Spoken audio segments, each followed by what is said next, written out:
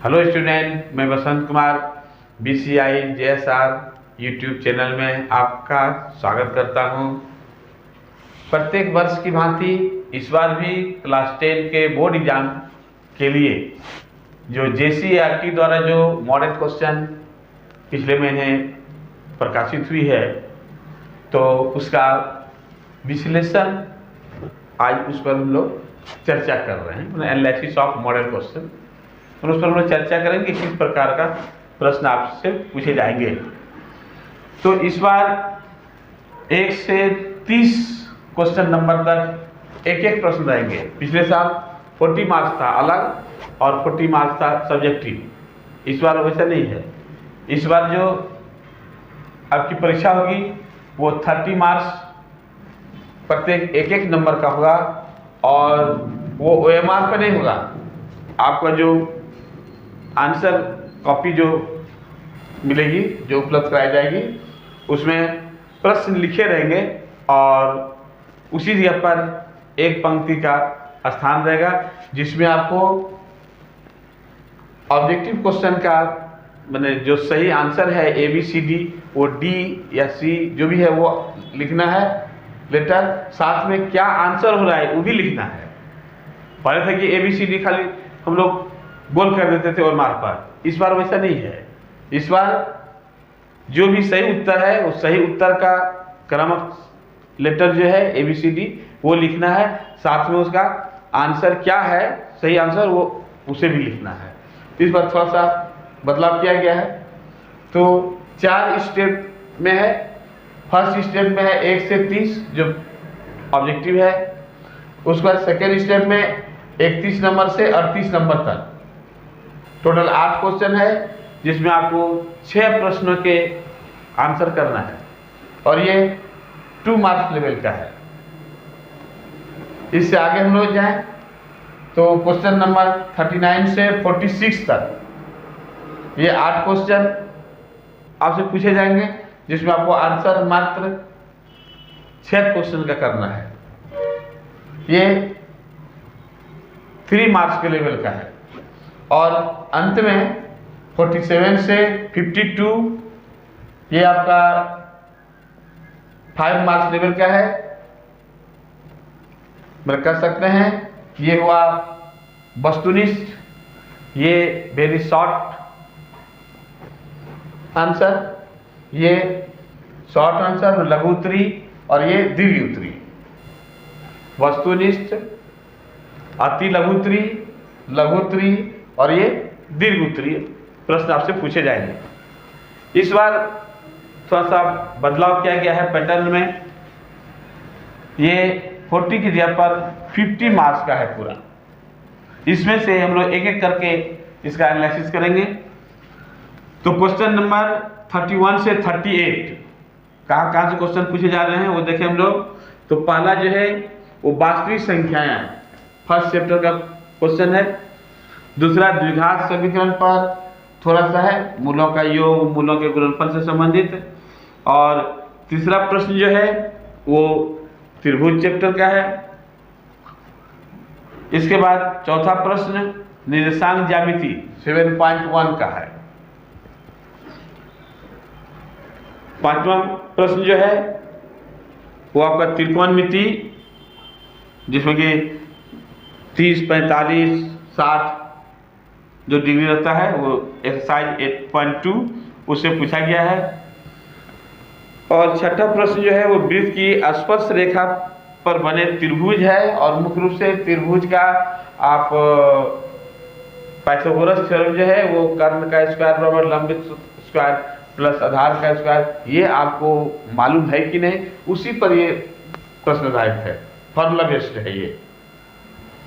उसके बाद वृत्त से संबंधित प्रश्न है वो आपका 12 पॉइंट का। और अंतिम प्रश्न जो है इसमें प्रायिकता है, 8 नंबर क्वेश्चन बना, क्वेश्चन नंबर आपका 38 हो जाएगा, और इस ग्रुप का 8वां नंबर। ये प्रायिकता पर आधारित है, छोटे से प्रश्न पूछे जाएंगे। इस बार प्रायिकता से मार्क्स कुछ कम किया गया है।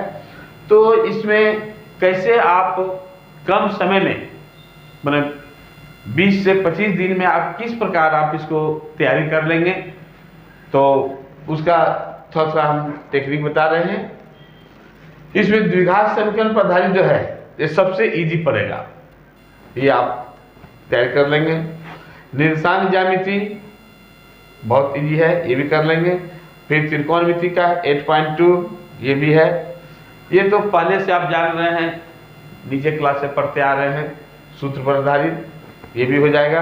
और प्रायिकता देखें यहाँ हम लोग कितना हो रहा है, 1 2 3 4 5 आपको प्रश्न पूछे जाएंगे 6 प्रश्न, और इसमें से आप ध्यान देंगे प्रश्न पर तो ये वाला प्रश्न थोड़ा सा आपको इजी पड़ेगा ये दोनों की तुलना में, तो आप इसको बना सकते हैं।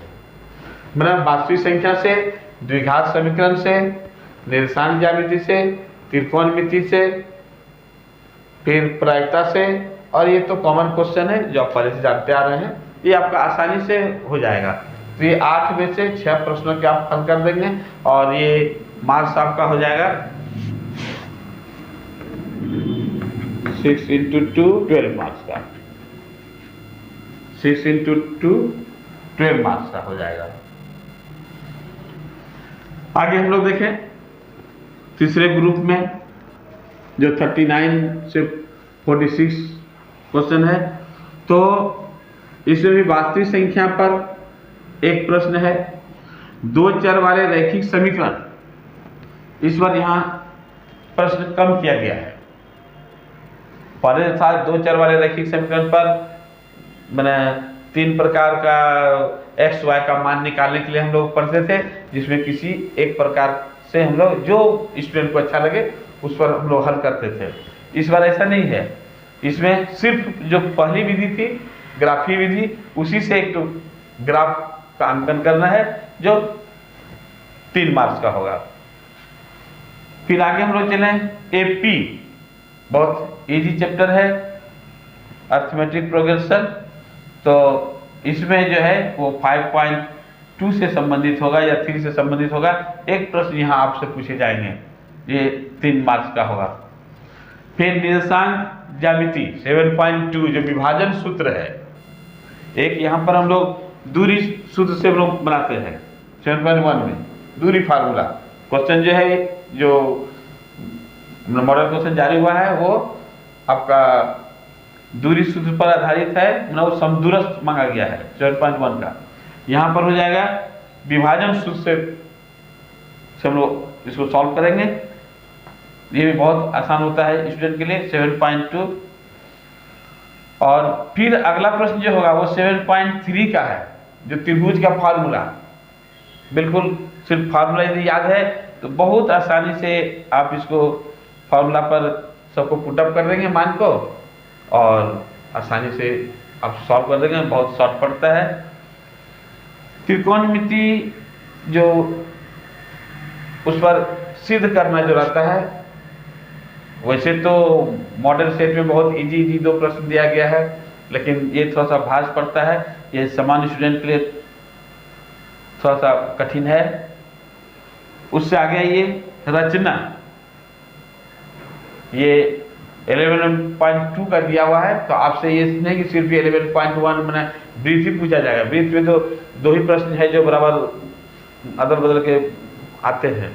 एक है कि केंद्र से कुछ दूरी पर दे देगा सर्टेन दूरी, जो वहां से आपको 2 आसपास रेखा खींचना है वो, या एक ही मैंने सब केंद्रीय वाला पूछा जाता है।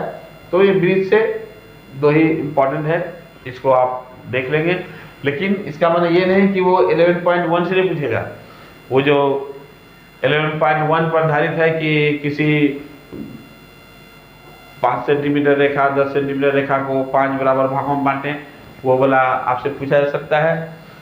या एक त्रिभुज है और उसमें उसी के समरूप त्रिभुज बनाना है, बस उसमें एक ही चीज ध्यान रखना है कि उसमें दिया रहेगा कि उसकी संगत भुजाएं 3/4 हो या 4/3 हो।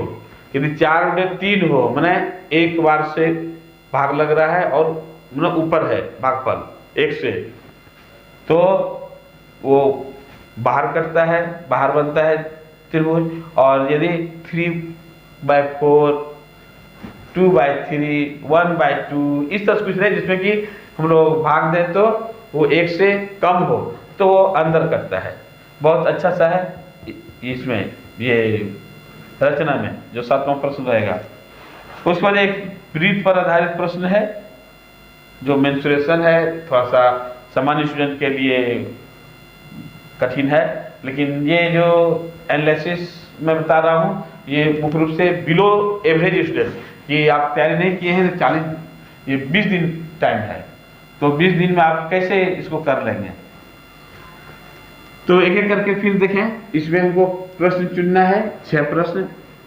सबसे पहले तो 2 चर वाले रैखिक समीकरण, एक ग्राफ सीख लेंगे, एपी बना लेंगे, 7.2 और 7.3 ये दोनों बना लेंगे, और एक रचना तैयारी कर लेंगे। तो 1 2 3 4 5। इसके बाद आपके पास 2-3 प्रश्न है, इस पर तो यदि पकड़ है तो कीजिए, नहीं तो इसको छोड़ ही दीजिए। तो यहाँ पर जो इजी पड़ेगा वो हमारा वास्तविक संख्या वाला ही इजी पड़ेगा, इसको आसानी से मेहनत करने से बहुत हल्का सा है। एक प्रश्न यहाँ भी आ जा रहा है, यहाँ भी आ रहा है, तो ये 6 प्रश्न का आंसर यहाँ हम लोग आसानी से कर सकते हैं।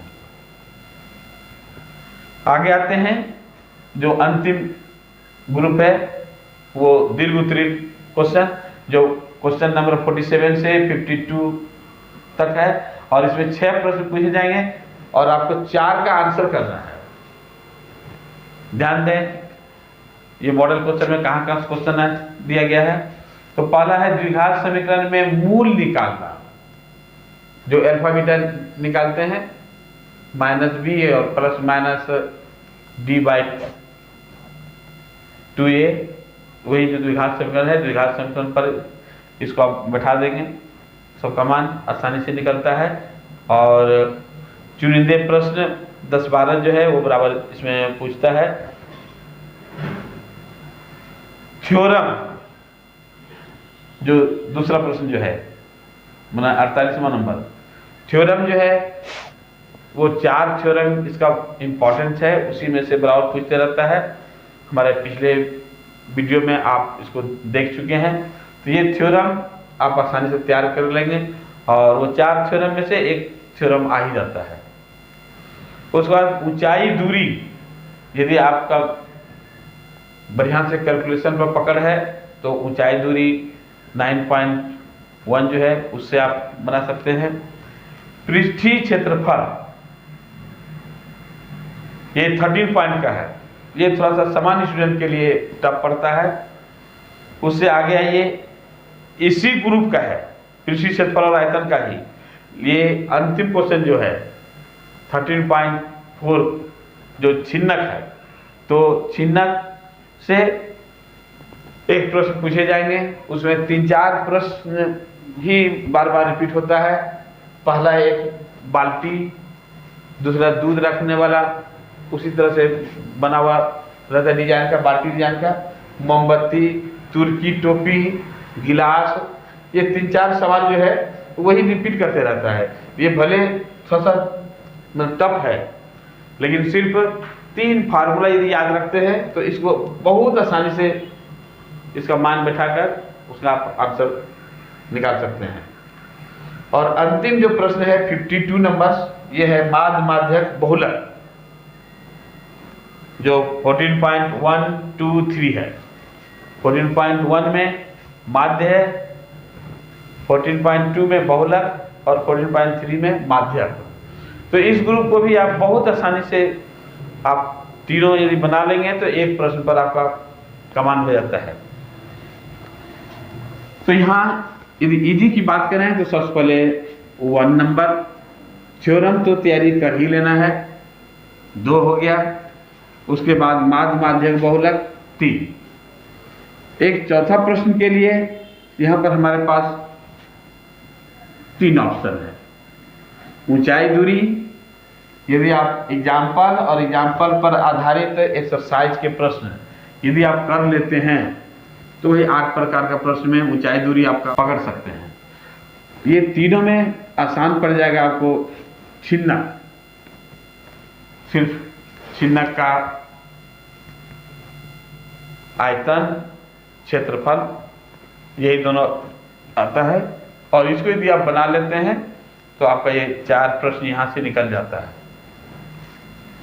तो ये हो जाएगा 6 प्रश्न 18 मार्क्स, ये 4 प्रश्न होंगे 20, 12, 18, 30 और 20, 50 नंबर का ये सब्जेक्टिव आपका हो जा रहा है। कुछ इस बार जो चेंज हुआ है और ध्यान देने योग्य बात जो है वह है, देखिए कोऑर्डिनेट ज्योमेट्री, निर्देशांक ज्यामिति जो है, एक्सरसाइज 1 से 2, एक्सरसाइज 7.2 से 3, 7.3 से भी 3, माना 2, 3, 3, ये 8 अंक का प्रश्न होता है जो सबसे इजी में से है। तीनों ग्रुप में इसका प्रश्न पूछ रहा है, तीनों ग्रुप में, सॉरी 2 ग्रुप में, इसमें 1 और इसमें 2, 7.2, ये 7.3, तो ये 3-3 मार्क्स का है, प्लस यहाँ पर 2 मार्क्स का, 8 मार्क्स का। ये बहुत इजी में जो बिलो एवरेज स्टूडेंट है वो भी आप 50 मार्क्स को आप टच कर सकते हैं। दूसरा है द्विघात समीकरण, एक बड़ा क्वेश्चन यहाँ पर है द्विघात समीकरण। दूसरा जो है एक छोटा सा प्रश्न यहाँ आता है, उस ग्रुप से टोटल 7 नंबर का ये पूछ दिया गया। और इस तरह से त्रिकोणमिति को देखें तो 8 पॉइंट और 9 पॉइंट तो सब दिन उत्तरी में रहता है, और यहाँ पर आपका 8 पॉइंट का छोटा सा एक पूछा गया है, तो यहाँ भी 7 मार्क्स का क्वेश्चन है। तो ये सब है ज़्यादा मार्क्स में से, ये आसानी से ये पूरे चैप्टर को कर लेंगे। और सबसे बड़ी बात की माध्यम बहुलक यदि कर लेते हैं तो यहाँ आपका 5 मार्क्स खाली एक ग्रुप में आ जाता है। तो हम लोग इस तरह से यदि करेंगे कि 1, 2, 4, 5, 6 और 7, ये आपका 6 प्रश्न रहता है। यहाँ भी 2, 2, 4 और ये 2, 6 क्वेश्चन यहाँ रहता है। यहाँ भी आसानी से 3 क्वेश्चन ही इजी है, लेकिन इसको इसलिए इजी बोलेंगे, ये सिर्फ फार्मूला यदि याद रखते हैं, छिन्नक का आयतन और छिन्नक का क्षेत्रफल, तो सिर्फ आयतन क्षेत्रफल का फार्मूला पर खाली सब मान पुट कर देंगे, ये बड़ी आसान है। क्वेश्चन इजी नहीं है क्योंकि फार्मूला बेस्ड है, इसलिए इसमें ज़्यादा दिमाग नहीं लगाना पड़ता है और बिलो एवरेज स्टूडेंट आसानी से इसको सॉल्व करते हैं। ये एनालिसिस मैंने बिलो एवरेज स्टूडेंट जिसकी तैयारी नहीं है और अभी 20 दिन बचा हुआ है, तो 20 दिन में आप कैसे इसको आप सॉल्व करेंगे उसी का ध्यान रखकर इसको बनाया गया है। तो आप इस तरीके से आप समय निकालें और एक बार बनाने के बाद उसको छोड़ नहीं दें, बल्कि हमेशा उसका रिवीजन करते रहें। उस टाइप का जो प्रश्न है उसको आप सॉल्व करते रहेंगे तो बड़ी आसानी से आप सॉल्व कर लेंगे। इसमें से अधिकतर प्रश्नों के वीडियो जो है वो हमारे YouTube चैनल पर गया है, आप उसको देख सकते हैं। और 3-4 जो छूट रहा है और शीघ्र ही उस चारों वीडियो को आपके सामने हम उपलब्ध कराएंगे। तो हमारी शुभकामना है आप इन प्रश्नों को आप सॉल्व करें। जो पहली बार इसे देख रहे हैं वो चैनल को सब्सक्राइब करें, लाइक करें, और ये आपके लिए बहुत यदि फायदेमंद लगे तो आप फ्रेंड्स से आप शेयर कर सकते हैं। तो हमारी शुभकामना है इस एनालिसिस के माध्यम से आप आसानी से ये जो 50 मार्क्स का प्रश्न है आप सॉल्व कर लेंगे। All the best.